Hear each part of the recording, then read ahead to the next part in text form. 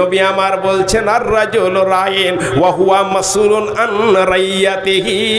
পরিবার এর কর্তা বাবা, তুমি পরিবারের মালিক, তোমার পরিবার সম্পর্কে তোমাকে প্রশ্ন করানো হবে। তোমার পরিবারে তোমার ছেলে রয়েছে, তোমাকে প্রশ্ন করানো হবে। তোমার পরিবারে তোমার মেয়ে রয়েছে, তোমাকে প্রশ্ন করানো হবে। তোমার পরিবারে তোমার স্ত্রী রয়েছে, তোমার স্ত্রী সম্পর্কে তোমাকে জিজ্ঞাসা করানো হবে। এটা মনিরুল মুলবি সাহেবের কথা নয়। নবী বলছেন ফাররাজুলুর রাইন ওয়া হুয়া মাসউলুন আন রাইয়াতিহি। বাড়ির কর্তা রাখাল, তার রাখালি সম্পর্কে তাকে প্রশ্ন করানো হবে। তোমার ছেলে কি করেছিল?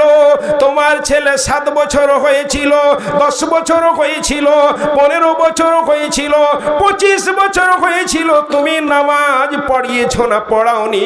তোমার ছেলে রোজা রেখেছে না রাখেনি? তোমার ছেলে মদ পান করেছে, উত্তর দাও। তোমার ছেলে ব্যভিচার করেছে, তুমি নির্দিষ্ট টাইমে বিয়ে দাওনি, অতএব তুমি উত্তর দাও। ওয়া হুয়া মাসউলুন রাইয়াতিহি, তার পরিবার সম্পর্কে তাকে প্রশ্ন করানো হবে। নবী আমার তৃতীয় কথা বললেন আল মারআতু রাইয়াতুন ফি বাইতি যাওজিহা। এরে মা বোন রে আমার, নবী আমার বলেন আল মারআতু রাইয়াতুন ফি বাইতি যাওজিহা। বাড়ির স্ত্রীকে জিজ্ঞাসা করা হবে। বাড়ির স্ত্রী হচ্ছে তার স্বামীর পরিবারের রাখালনি। আল মারআতু রাইয়াতুন ফি বাইতি যাওজিহা, বাড়ির স্ত্রী তার স্বামীর পরিবারের রাখালনি, তার রাখালনি সম্পর্কে জিজ্ঞাসা করানো হবে।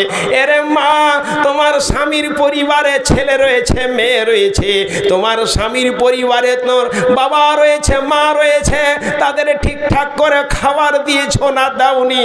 তাদের ঠিকঠাক করে দেখাশোনা করেছো না করনি? তোমার স্বামীর পরিবারের মাল সম্পদ সম্পর্কেও তোমাকে জিজ্ঞাসা করানো হবে। তোমার স্বামীর হাজারো হাজার টাকা সেই দিন ছিল, সেই টাকা তুমি কি করেছো তোমাকে প্রশ্ন করানো হবে। আল মারআতু রাইয়াতুন ফি বাইতি যাওজিহা ওয়া হিয়া মাসউলাতুন আনহা, তোমাকে সেই সম্পর্কে প্রশ্ন করানো হবে। আমার নবী জনাবে মুহাম্মদ রাসূলুল্লাহ সাল্লাল্লাহু আলাইহি সাল্লাম সর্বশেষ কথা বললেন আল আবদু রাইন ওয়া হুয়া মাসা আল আবদু রাইন আল মাল সাইয়্যিদিহি। পরিবারের মধ্যে রাখালকে প্রশ্ন করানো হবে, জনকে প্রশ্ন করানো হবে, মজদুরকে প্রশ্ন করানো হবে, কর্মচারীকে প্রশ্ন করানো হবে যে তোমার মালিকের মাল সম্পর্কে।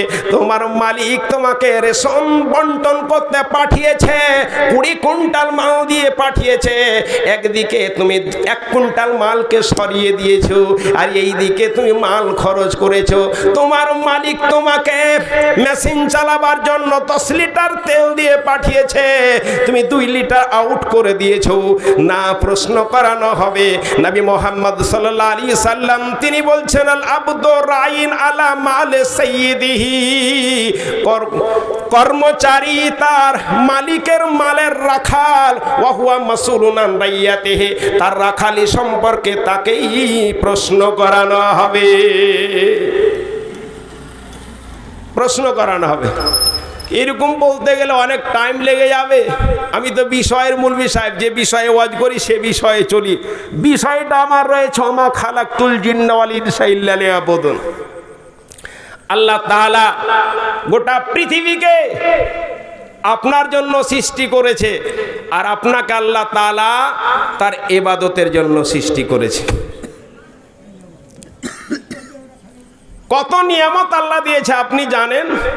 আল্লাহ বলছেন ওয়া তাকুম মিন ফাদলিহি ওয়া ইন সালতুম।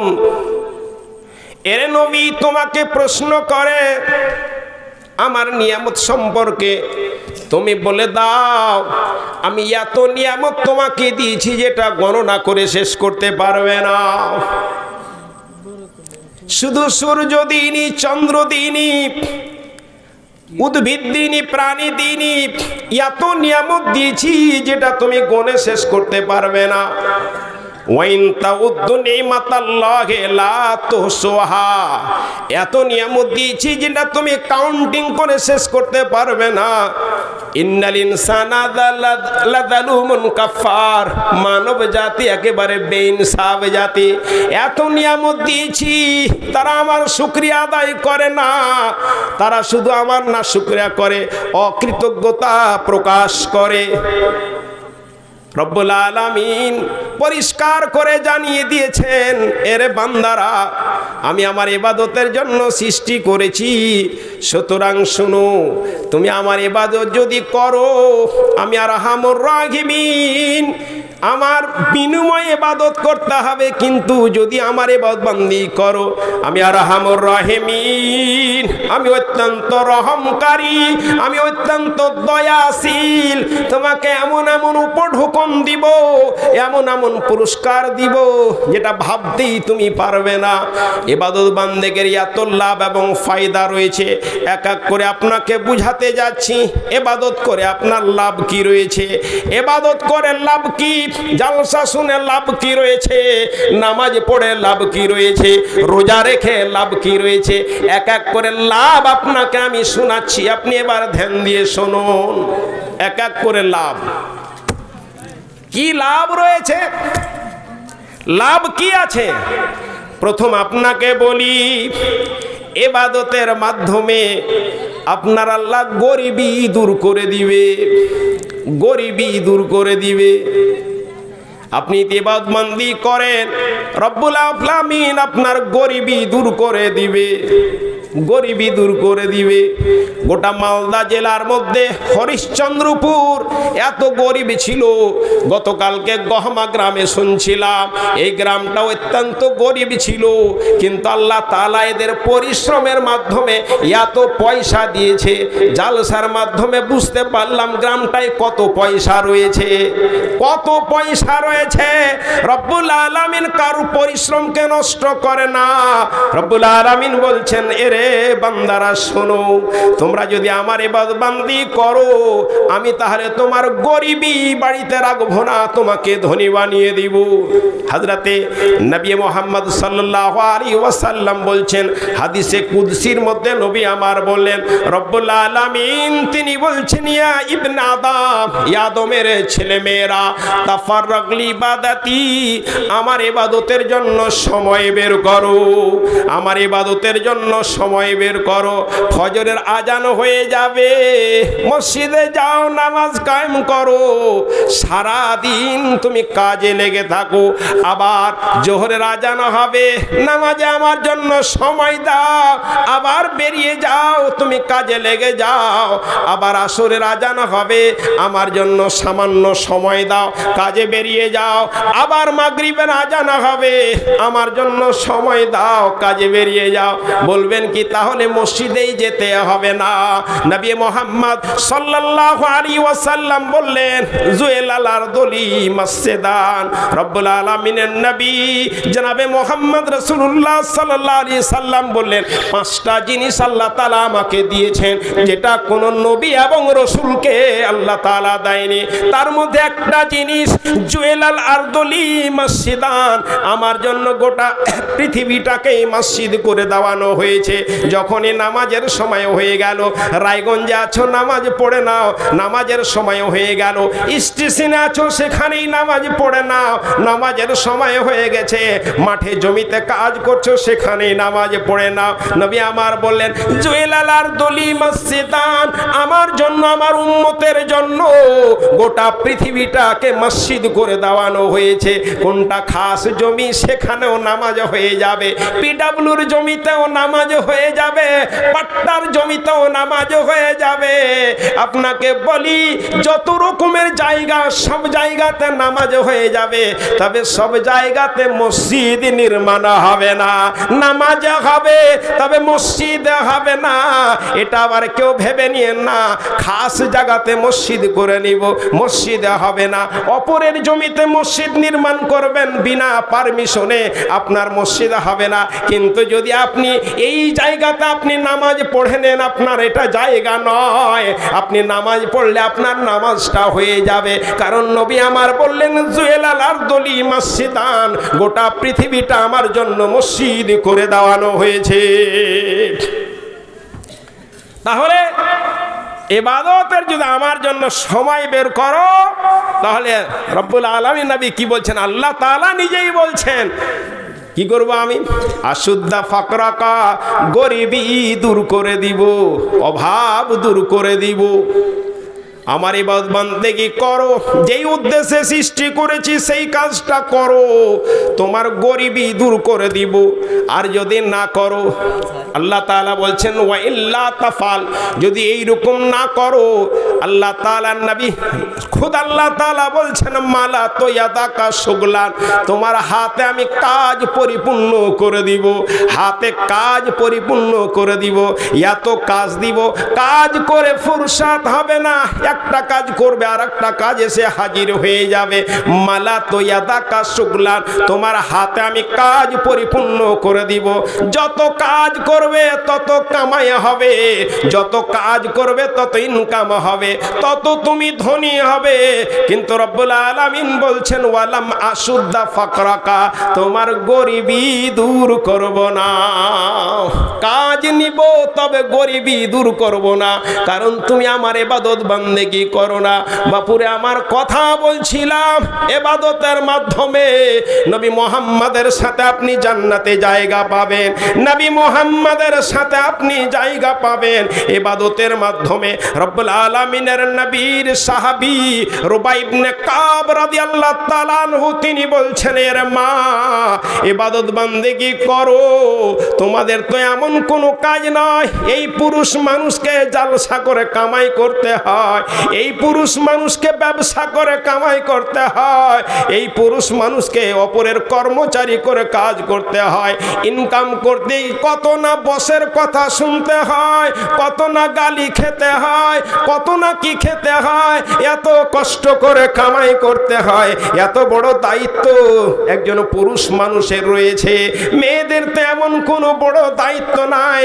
নবী মুহাম্মদ সাল্লাল্লাহু আলাইহি ওয়াসাল্লাম তিনি বলছেন আইয়ুমা ইমরাতিন ইদা সাল্লাত খামসাহা ওয়া সামাত সাহারাহা ওয়া আহসানাত ফারজাহা ওয়া তাতাবালাহা ফালাতাদখুল মিন আবওয়াবিল জান্নাতে সাত। নবী আমার বলছেন, এরে আমার উম্মতের মেয়েরা, এরে আল্লাহর বান্দিরা শুনো, আইয়ুমা ইমরাতিন ইদা সাল্লাত খামসাহা, যদি কোনো মেয়ে পাঁচ ওয়াক্তের নামাজ কায়েম করে, ওয়া সাল্লাত খামসাহা ওয়া সামাত সাহারাহা, রমজান মাসে যদি রোজা রাখে, ওয়া আহসানাত ফারজাহা, নিজের ইজ্জতের যদি হেফাজত করে, ওয়া তাতাবালাহা, এবং স্বামীর বাধ্যতা হয়ে চলে, স্বামীর সেবা করে, খিদমত করে, স্বামীর সাথে সদ্ব্যবহার করে চলে। নবী আমার বলছেন ফালাতাদখুল মিন আবওয়াবিল জান্নাতে সাত, তার জন্য জান্নাতের 8টা বিভাগ রয়েছে, জান্নাতের রায়্যান রয়েছে, জান্নাতে নাঈম রয়েছে, 8টা বিভাগ জান্নাতে রয়েছে। যেদিকে ইচ্ছা হবে জান্নাত চলে যাবে। এর মা কয়েকটা কাজ শুধু করো রে মা, জান্নাত চলে যাবে। মেয়েদের কোনো বেশি কাজ নয়। রব্বুল আলামিনের নবী জনাবে মুহাম্মদ রাসূলুল্লাহ সাল্লাম বললেন মানা বিল্লাহ ওয়া বিরাসূলিহি ওয়া কামাস সালাহ ওয়া সাওমা রমজানা কানা হাক্কান আলাইহি আইয়াদখুলাল জান্নাহ। নবী আমার বললেন জান্নাত নিতে গেলে বেশি কিছু লাগে না, মাত্র 4খানা কাজ করতে হয়। নাম্বার 1 মানা বিল্লাহ, আল্লাহর প্রতি ঈমান, আল্লাহ এক অদ্বিতীয়, আল্লাহ ছাড়া কোনো মাবুদ নাই, তিনি হচ্ছেন আমার মালিক, তিনি হচ্ছেন আমার সৃষ্টিকর্তা, তিনি হচ্ছেন রুজি দাতা, তিনি সর্বময় আমাকে দেখতে রয়েছেন। এই ঈমান যদি আপনার থাকে, আল্লাহ আমাকে সৃষ্টি করেছেন, আল্লাহ আমার ভালোর মালিক, মন্দের মালিক। এইরকম যদি আপনার বিশ্বাস ঈমান থাকে, আমানতু বিল্লাহি ওয়া বিরাসূলিহি, আল্লাহর প্রতি যদি আপনার ঈমান থাকে, এই একটা কাজ যদি আপনার ভিতরে থাকে যে আল্লাহ একমাত্র আল্লাহ, আল্লাহ ছাড়া আমার কোনো মাবুদ নাই, উপাসক নাই, একটা কাজ। দ্বিতীয় কাজ নবী আমার বললেন ওয়া বিরাসূলিহি, এবং নবী মুহাম্মাদের প্রতি তার ঈমান থাকতে হবে। তিনি হচ্ছেন শেষ নবী, তিনি হচ্ছেন আল্লাহর প্রেরিত শেষ নবী, তিনি হচ্ছেন আখেরি নবী হযরতে মুহাম্মদ সাল্লাল্লাহু আলাইহি ওয়াসাল্লাম। আমাকে তার ইত্তেবা করতে হবে, তার আমাকে অনুসরণ করতে হবে। এই যদি আপনার দ্বিতীয় নম্বর কাজ আপনার ভিতরে থাকে, মারে আমার বোনেরে আমার, তৃতীয় কাজ নবী আমার বললেন ওয়াকামাস সালাহ, পাঁচ ওয়াক্তের যদি নামাজ আপনার ভিতরে থাকে। চতুর্থ কাজ যদি আপনার ভিতরে থাকে ওয়াসাওমা রমজানা, রমজান মাসের রোজা রাখা। নবী আমার বলছেন এই চারখানা কাজ যদি আপনার ভিতরে থাকে, নবী মুহাম্মদ বলছেন কানা হাক্কান আলাইহি আইয়াদখুলাল জান্নাহ, এই লোকটা জান্নাতের হকদার হয়ে যায়, জান্নাতের পাওনাদার হয়ে যায়। মারে আমার বোনেরে আমার, আপনাকে চারখান কথা বললাম, এই চার যদি আপনি কাজ করেন এবং এই চার কাজ পুরুষ আর মহিলা যদি কমাই করে, আল্লাহর প্রতি ঈমান, রসুলের প্রতি ঈমান, পাঁচ ওয়াক্তের নামাজের পাবান এবং রমজান মাসের রোজা, এই দুটো জিনিস যদি থাকে রে মা, চারখানা জিনিস যদি থাকে, নবী মুহাম্মদ বলছেন এই লোকটা জান্নাতের হকদার এবং পাওনাদার হয়ে গেছে। আল্লাহ তোকে জান্নাত দিতেই হবে, কারণ আমি এই চারখানা কাজ করে এসেছি, আমি কিছু করতে না পারলেও চার কাজ করে এসেছি। আপনার কথা বলছিলাম কিয়ামতের মাঠে যেই দিন জাহান্নামকে আপনি দেখবেন আল্লাহর বাম দিকে রয়েছে, রব্বুল আলামিন আরশের উপর দাঁড়িয়ে রয়েছে, সেই দিন আপনার কলার ধরে আপনাকে নিয়ে আসবে, বিচার শোনাও, হিসাব দাও, হিসাব দাও।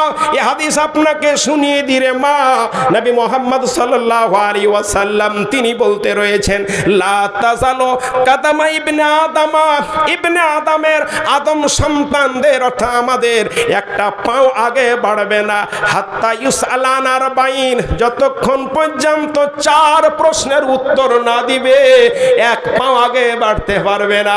কথাটা হয়তো বুঝতে পারেননি।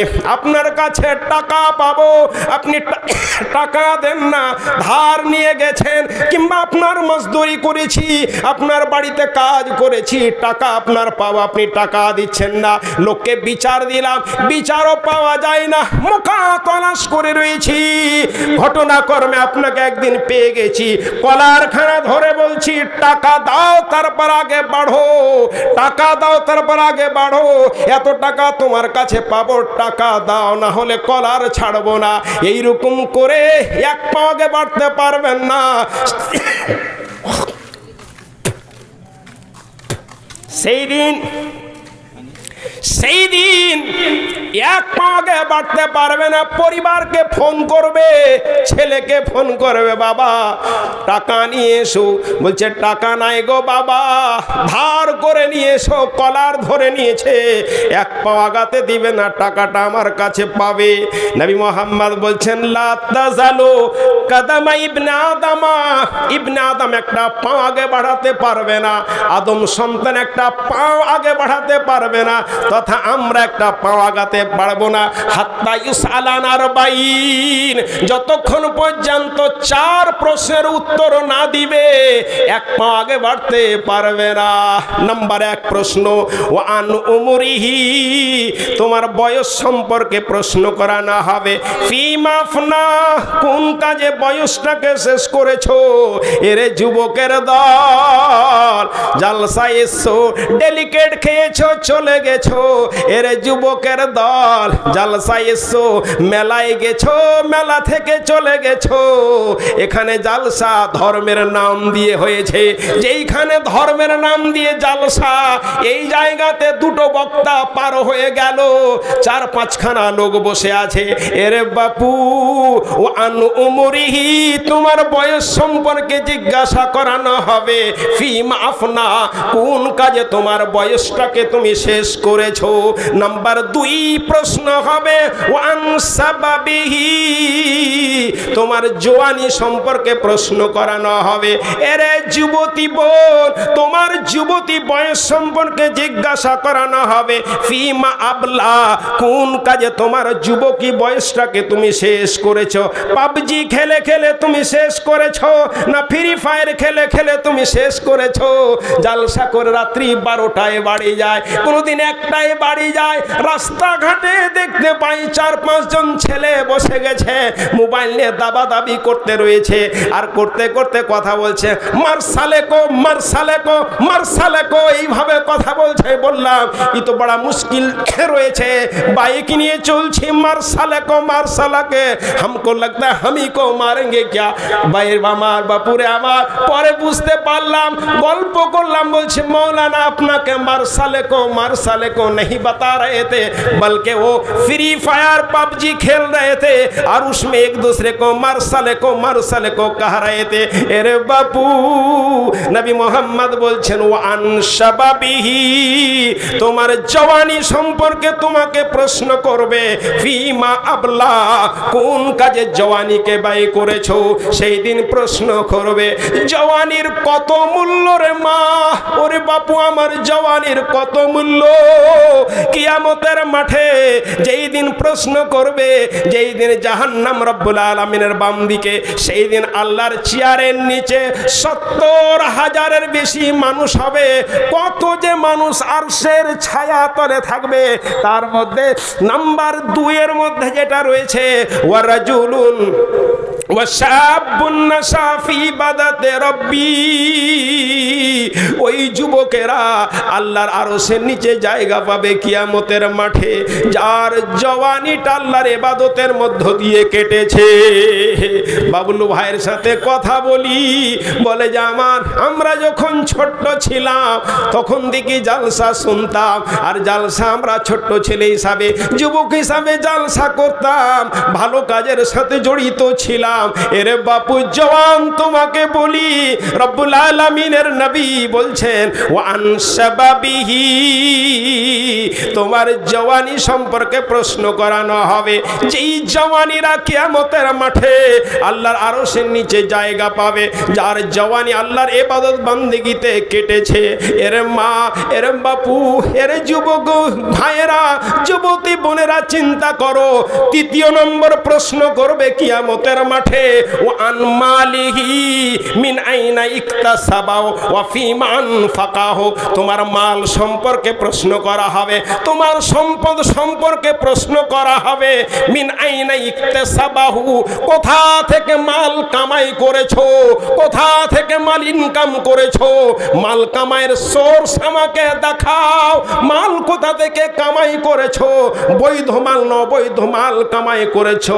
মিন আইনা ইকতাসাবাহু, নবী মুহাম্মদ বলছেন ওয়া ফিমা আনফাকাহু, কোন কাজে তোমার মালটাকে খরচ করেছো।